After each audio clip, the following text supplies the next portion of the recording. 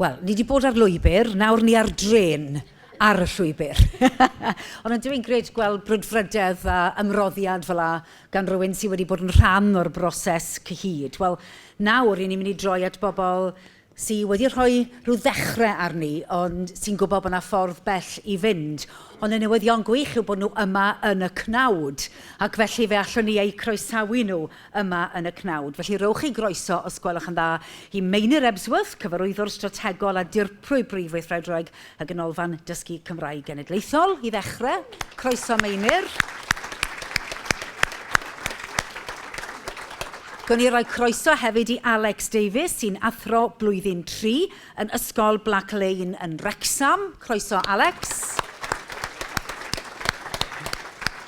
A dewch eich tri i'r llwyfan os newch chi, Dr Matthew James Williamson-Dickon, pennaeth Ysgol Panteg. Mae e hefyd yn arweinydd strategol ar gyfer darpariaeth drochi yn Horfaen, sef Carreg Lam. Diolch yn fawr iawn i chi'ch tri.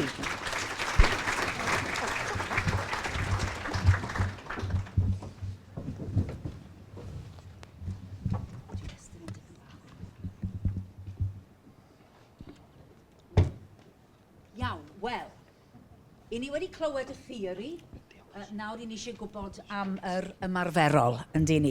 A felly, beth am ddechrau gyda y ddau nesaf ato fi falle, am eich bod chi wedi dechrau canfod am CEFR, dysgu beth yw'r pluses a'r minuses am o'n ni wrth wynebu CEFR. Felly, ni am ddechrau'n bositif. Felly, Alex, gyda chi ofyn i chi ddechrau sôn amdano chi ar ysgol yn Wrexham, sut wnaethoch chi glywed am CEFR, a pam bod yr ysgol wedi penderfynu bod chi eisiau bod yn rhan o'r cynllun? Diolch. Wel, pnawn da pawb. Alex ydw i, dwi'n gweithio fel athro blwyddyn 3. Mae'r ysgol wedi bod ar dipyn bach o'r daith ers 2019 pan nes i ddysgu sut i siarad Cymraeg a'r Cymraeg mewn blwyddyn, y cwrs sabothol. A mae rhai o'r athrawon wedi bod ar y cwrs hefyd, felly dyn ni i gyd yn gweithio efo'n gilydd i trio codi'r lefel o siaradwyr, y iaith yn y dosbarth, yn y ysgol ac efo'r plant hefyd, achos dyn ni'n gwybod y holl buddion o ddysgu'r iaith. Felly, ar ôl hynny, roedd gen i cyfle amazing i weithio efo'r tîm o penaethiaid ac athrawon oedd ar y taith i Canada i weld Paula Chris Manson a dysgu am y CEFR yna a sut mae'n edrych ar cynlluniau iaith sydd ganddyn nhw a strategaethau maen nhw'n defnyddio i gael i helpu plant bod yn dwyieithog hyd at diwedd ei amser yn ysgol. So dyna pam dwi'n yma heddiw. Gethoch chi ffeindio mas mewn ffordd neis iawn, fi'n meddwl, sef cael mynd i Canada i weld y gwaith. Beth amdano chi, Matthew? Wel, fel pennaeth ysgol yn Horfaen a wedi dod trwy addysg Gymraeg fy hunain, nes i gael fy siomi i weld bod 97.2 o fy rieni yn dweud bod nhw'n methu siarad Cymraeg. Ond fi'n gwybod bod hwnna'n gelwydd, oherwydd o'n i'n yr ysgol gyda nhw. Felly fi'n gwybod yn gelwydd. Felly beth oedden ni'n edrych arno oedd, wel pam? A o'n i eisiau trio gweld ffordd fel clywes ni bore yma, bod na ddim y deirwydd yma bod unai chi'n siarad neu peidio siarad Cymraeg, bod yna rhyw drywydd bywyd. A felly dyna y ffordd cyntaf nes i dechrau clywed am y CEFR.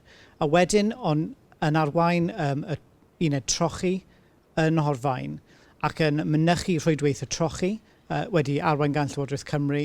Roedd fwy o bethau'n dod allan a wedyn yn gweithio ar geirfa graidd. Felly mae yna sawl prosiect sydd wedi dod o'r holl beth at ei gilydd i ni fel ysgol. Felly bydd am droi at Meinir te, a wedyn ddewn ni nôl am lan rhwng y sawl sydd yna i gynnig help a chymorth a chyngor a'r rhai sy'n mynd i fod yn ei ddefnyddio fe. Felly i bobl sy'n eistedd fan hyn a sy'n meddwl iawn, ydw, dwi'n barod i fynd ar y daith yma gyda'r ysgol neu lle bynnag i chi'n gweithio. Beth yw'r cymorth sy'n mynd i fod ar gael o safbwynt y ganolfan a thu hwnt i hynny, Meinir? Ie, yn sicr. Mae'r ganolfan wedi bod yn gweithio yn darparu ar gyfer y gweithlu addysg ers rhyw 19 mis bellach. Ac yn sicr iawn, dyn ni'n gweld y ddarpariaeth hwnnw yng nghyd-destun Deddf y Gymraeg ac Addysg.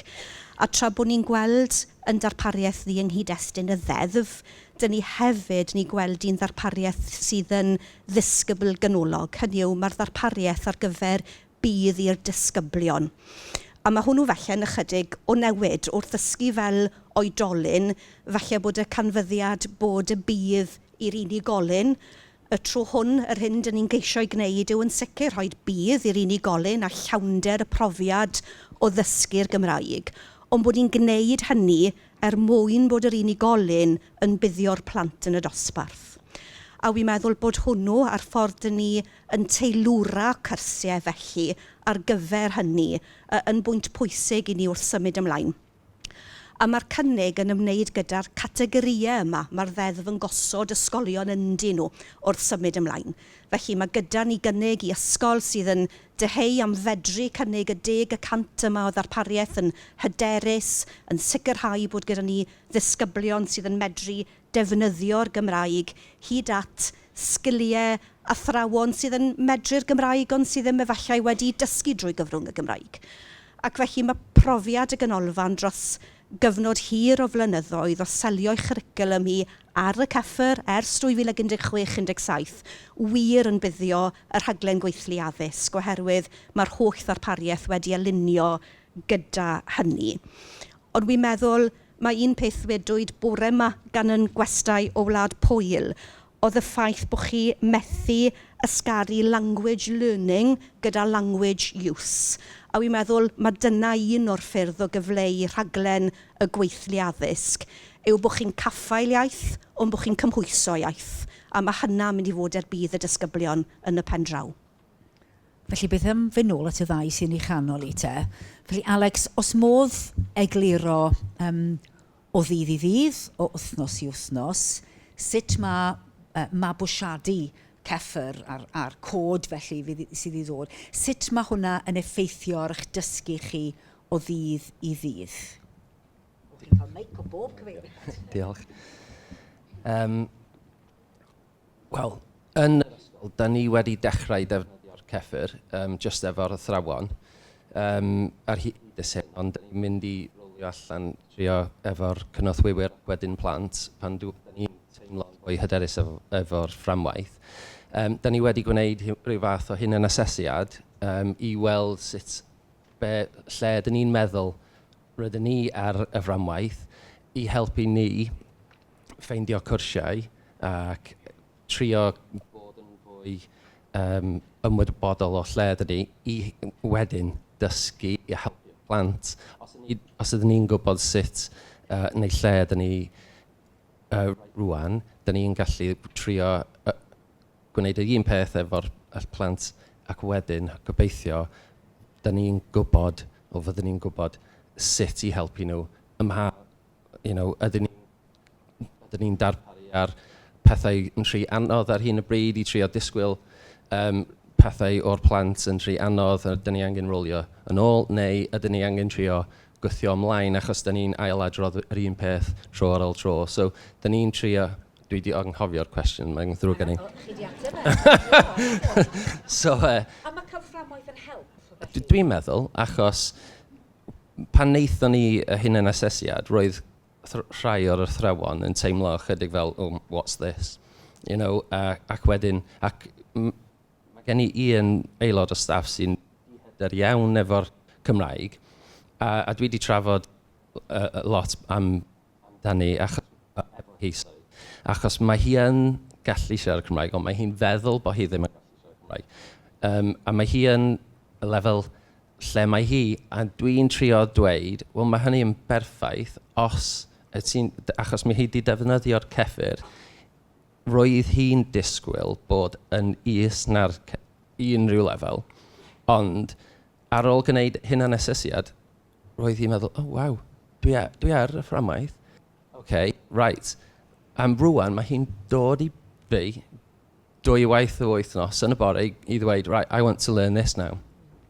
I want to learn this. So dwi'n cael sgwrs efo hi, a nes I siarad efo hi, di llun dwi'n meddwl, I ddweud, wyt ti bendant isio, beth o'n I isio pan wnaethon ni ddechrau y taith, achos mae hi'n datblygu efo'r ceffyr, ac roedd y ceffyr y boost bo hi angen I wneud yna. Dyna dwi'n meddwl hyd at hyn am ei ffrind fi. Gwych iawn, gwych iawn. Matthew, problem chi?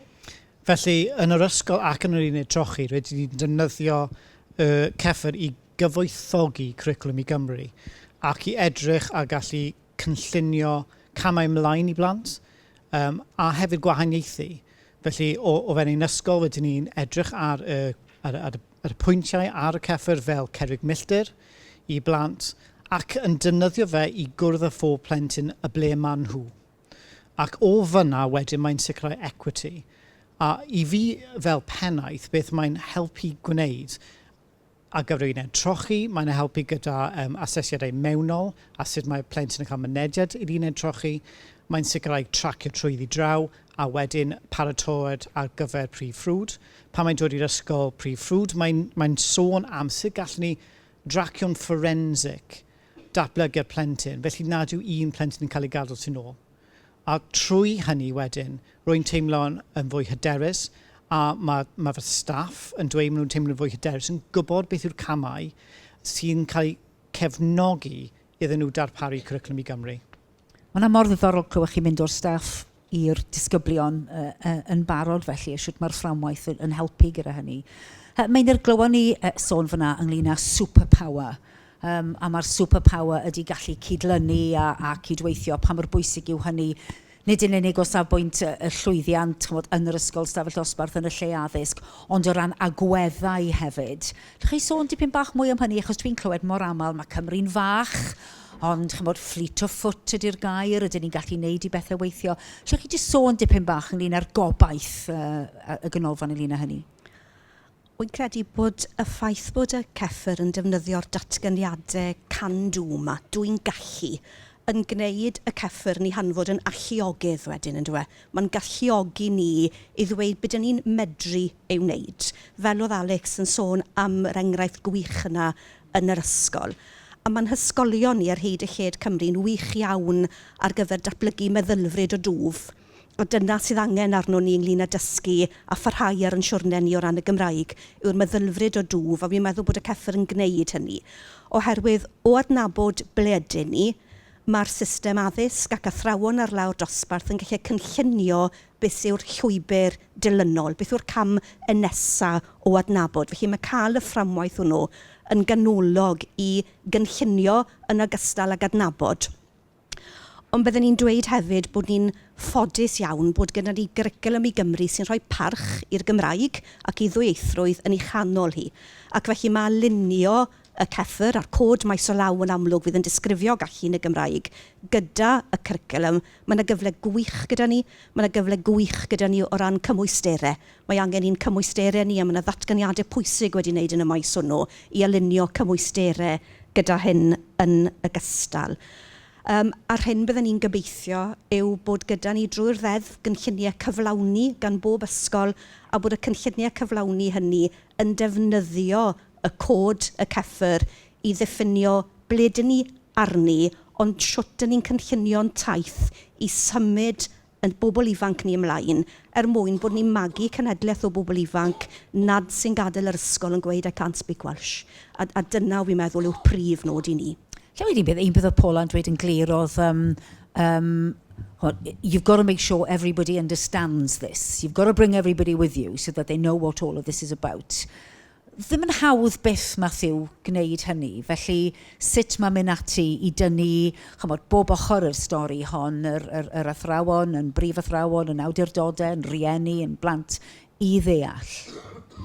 Mae e'n siwrne, ond chybod, pan o'n i'n cyflwyno I staff, nôl haf diwethaf yn sôn am y CEFR ar ôl wneud llawer o gwaith fel uwch dîm ar hynny a gyda llawer o pobl allanol, oedden ni'n teimlo bod nhw'n rhywbeth o sigh of relief pan ddaeth e.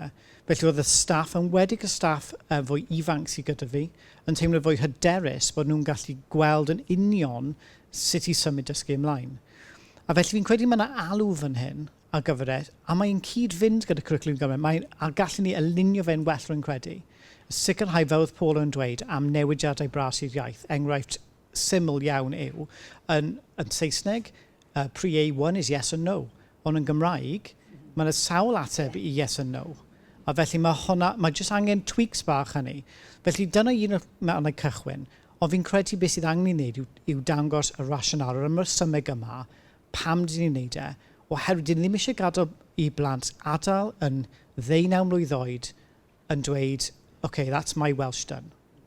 Dyma gyfle ar gyfer tu allan i'r ysgol, tu allan i muriau'r ysgol, a thu hwnt i'r ysgol o'r cryd i'r beth. A mae carreg lam yn enw gwych yn dweud, achos chi'n cael y teimlad yma o bob cam yn cyfri felly. Alex, oedd Paula yn llawn brydfrydedd, yn llawn cynnwrf ynglyn â'r cynllun, ond oedd hi hefyd yn ddigon gonest o bellafion Canada i ddweud, it's not always easy. Not everything's... There were bumps along the way ac yn y blaen, dwi'n meddwl oedd hi'n cofnod i fi wneud. Felly, oes modd i chi sôn, Alex, dipyn bach ynglyn â beth sy'n gallu bod yn anodd yn ogystal â'r pethau chi eisoes wedi sôn yn glir ac yn ararchog iawn ynglyn â'r pethau positif sydd yna. Beth yw'r bits mwy anodd? Wel, mae pethau newydd wastad yn anodd. Dwi'n meddwl mae pobl yn poeni. Pan eithon ni i Canada, dwi'n cofio pan oeddwn ni'n sgwrsio efo Paula Christmason, a gofyn ni y tîm, oedd na rhyw fath o tension pan, daeth fframwaith i gael ei sodro yn y curriculum. A dwedodd hi, wel, na, achos mae'n yna i helpu ni, mae'n just offer i helpu ni, a mae wedi gwneud pethau'n llawer fwy glir. Ond dwi yn meddwl, mae pobl angen gwybod lot amdano fo cyn teimlo'n hyderus efo fo. So, y neges ydy'r peth, mwy o y hysbysebiad ydy'r peth. Mwy o bwysig i ddangos bod nid rhywbeth i ofni ydy'r CEFR, rhywbeth i helpu ydy o.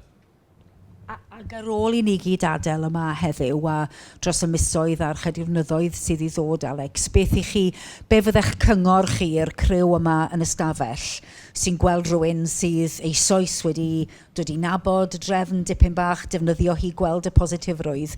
Be fydda'ch chi'n dweud wrth y criw yma sy'n edrych dipyn bach yn nerfus rai o'n un o'r hyn o bryd ar ôl cael gymaint o wybodaeth yn glanio heddiw? Wel, mae wedi bod yn helpgar yn yr ysgol yn barod. So ar ôl gwneud hynna'n asesiad, dyn ni wedi defnyddio'r gwybodaeth o hynna i helpu ni gwneud y cynllun 5 mlynedd, i helpu ni datblygu dros y blynyddoedd nesaf yn datblygu'r ysgol. So ni'n dweud bod hi yna i helpu ni, fel dyn ni wedi trio gwneud, ewch amdani, really. Fel mae Alex wedi wneud, fi yn meddwl bod e'n heiddi cymrydwyaeth, yn dwi am anerch heddiw. Os ych chi'n defnyddio'r gair sodro yn y cwricwlwm, ych chi'n eitha pell ar eich taith iaith, fydden ni'n gweud, mae'n hyfryd iawn. Ar yr un pryd, Matthew, beth yw'r cyngor? Mae dyn yn clywed llawer, yn deall yr egwyddor, yn gallu gweld y gwaith sydd i ddod, ond fel ymarferwyr felly, beth fyddech chi'n dweud wrth y criw yma sydd â diddordeb penodol ynglyn â CEFR yn y maes addysg? Fi'n credu'r peth cyntaf i ddweud yw bod wedi selio ymchwil. Nid rhywbeth flash in the pan ydy hyn, nid rhywbeth sy'n mynd i achos ni cael fwy o initiative fatigue. Mae'n rhywbeth sydd yn mynd i helpu ni a dros amser, a mae'r ganolfan wedi dangos hwnna dros 20 mlynedd yn diwedd i roi cwricwlwm ar mewn lle. A beth ydyn ni'n gweld yw defnydd fwy eang. A felly os ydyn ni'n gallu alunio bywyd unigolyn o gwmpas y iaith a dod i cwrdd â'r plant ac oedolion a unigolion ble maen nhw, fi'n credu dyna beth yw'r pwysig. Felly i ni mewn gwahanol swyddi, fi'n credu'r peth cyntaf yw cymryd y CEFR, edrychwch arno fe, a edrychwch am yr egwyddor a sut rydych chi'n gallu rhoi mewn i waith yn eich gweithle chi. Gwych iawn.